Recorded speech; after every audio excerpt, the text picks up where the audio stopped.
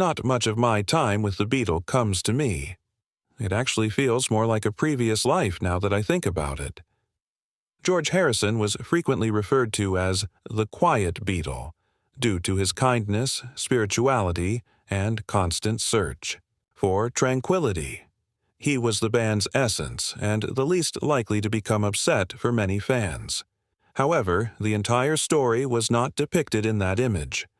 On the exterior, he appeared composed, but on the inside, he was filled with an uncontrollable anger. And guess what? The person he detested the most wasn't a bandmate. He has a family member who is a musician. Join us as we uncover the true nature of this covert hatred. Once you understand why, you'll never view the Beatles the same way again. Being a member of the Beatles was never easy for George Harrison. George Harrison was first in awe of John Lennon. As a teenager, George admired Paul because he was charismatic, self-assured, and musically sophisticated. In Liverpool, they sat on a bus and passed guitars back and forth while learning chords, since they were both attempting to use music to escape poverty. Paul's concurrence with George was everything. His encouragement meant more to me than any compliment. George believed he had met a companion and someone who viewed him as equal at that point. However, admiration soon gave way to distaste.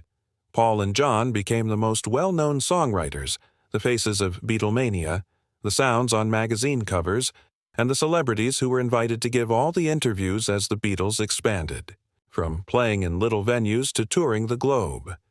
George, however, remained solitary. That label was seen by everyone as harmless, even adorable. George, however, thought it was a jail. Since he had nothing to say, he wasn't silent. They were constantly thinking about how Lennon-McCartney was superior than them, and everyone else was talking louder and using harsher language. He was quiet because of this. George was bursting with riffs and melodies by the mid-1960s that were on par with whatever Paul or John were penning. However, they were rejected when he offered them. George's songs were frequently viewed by Paul as afterthoughts or side projects that he might work on in between his own major concepts. John might be cruel, dismissing George's work as unimportant. Nobody listened to George's profound statements, such as, "While my guitar gently weeps," until he invited Eric Clapton to play guitar and helped everyone realize what they had been missing. For George, this went beyond simply being rejected. They looked horrible because of it. The imbalance became intolerable.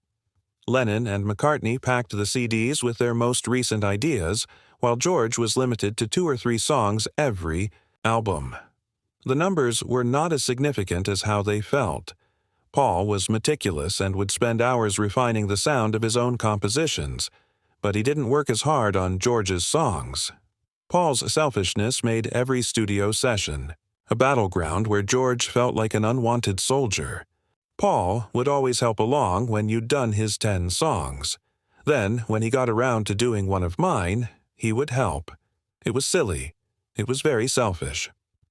The more profound tragedy was that, although George and Paul were formerly close, almost like brothers, George felt increasingly marginalized as Paul gained greater authority over the band. Because Paul McCartney was constantly giving him instructions and forcing him to play guitar parts, bass lines, and even arrangements, George didn't have much breathing room. George is a fantastic bassist, but occasionally he may be too loud. In a 1974 interview he stated, "I would join a band with John any day, but I could not join a band with Paul McCartney." That carefully chosen phrase was years of pent-up anger and a wound that never fully healed. By January 1969, the fracture erupted into open conflict. During the infamous Let It Be rehearsals at Twickenham Studios, cameras caught the suffocating atmosphere. Paul lectured, John withdrew, and George sat silent until he could take it no longer. His words, "I think I'll be leaving the band now." The world never knew how close the Beatles, the greatest band ever, were to disbanding for 12 days, not because of drugs or money, but because George Harrison could no longer bear to be reprimanded by the men he had looked up to. "Get a replacement," he said, shattering the room before leaving. When George Harrison returned, it was surrender, not reconciliation. The band had moved from Twickenham to Apple Studios, and Paul's idea of a live performance had been shelved. He agreed to continue working with Paul, but something inside of him had broken. What had once felt like brotherhood now felt like servitude. He was a guest in a club that never fully welcomed him. He wasn't a partner.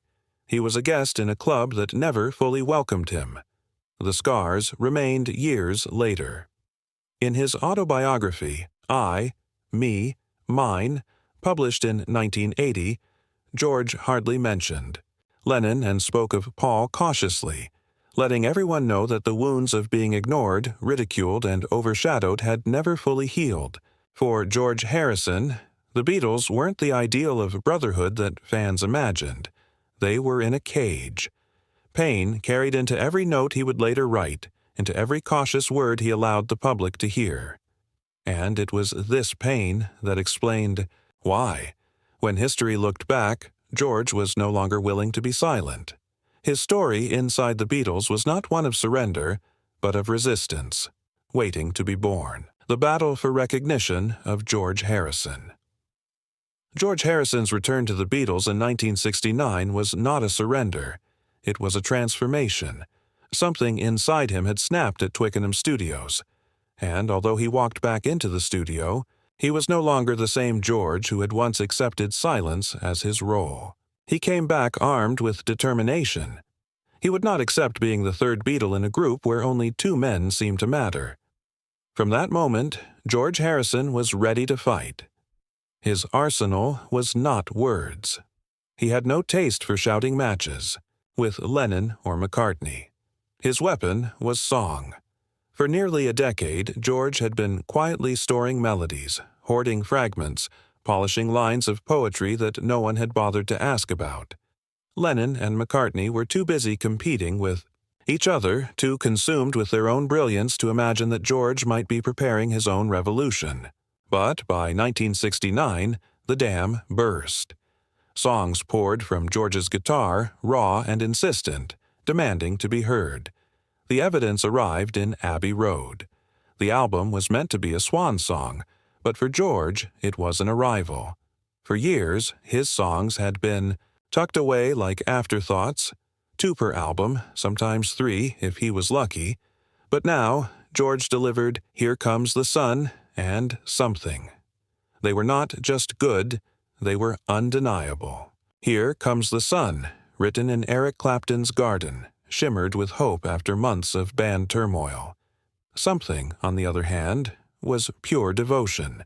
A love song so universal that even Lennon admitted it was the best track on the record. Paul called it the best George ever wrote. Frank Sinatra went further, declaring it the greatest love song of the last 50 years. For the first time, the Beatles released a George Harrison song as an A-side single paired with Lennon's Come Together. It topped charts around the world, a triumph that should have been sweet. To the public, George Harrison had finally stepped. Out of the shadows, but inside the band, recognition was more complicated. Lennon seemed detached, offering little praise. Paul, though supportive in interviews, still carried himself as the architect of the Beatles' sound. To George, the silence was deafening. He had broken through the wall, but the applause he most craved from the men who had once dismissed him was muted, reluctant, almost resentful. That paradox defined the tragedy of George's late Beatles years. He was at the peak of his creativity, writing some of the most enduring songs in the band's catalog. Yet the environment poisoned his victories. Every success reminded him not of validation, but of how long he had been denied. Each compliment felt late, begrudging, empty. He had been right all along, and being right only deepened the wound. When the band finally fractured in 1970, George wasted no time improving what he had kept inside for so long. While Lennon and McCartney launched solo projects, George detonated. All Things Must Pass was not just an album. It was a triple album, a torrent of songs that Lennon and Paul had ignored, brushed aside, or simply failed to understand. Suddenly, the quiet Beatle unleashed a body of work so overwhelming that it stunned the world. My Sweet Lord, the lead single, became the first solo Beatles song to hit #1 in the United States. The record sold millions, towering over Lennon's, Plastic Ono Band, and McCartney's self-titled debut. For George, it was vindication.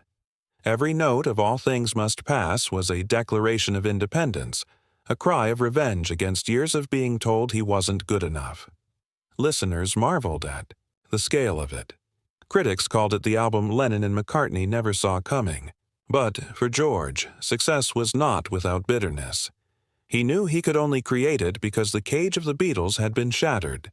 The very band that should have nurtured his genius had instead forced him to bury it until he could no longer. Stay silent. Paul McCartney himself admitted years. It turned out that they had not given George enough credit.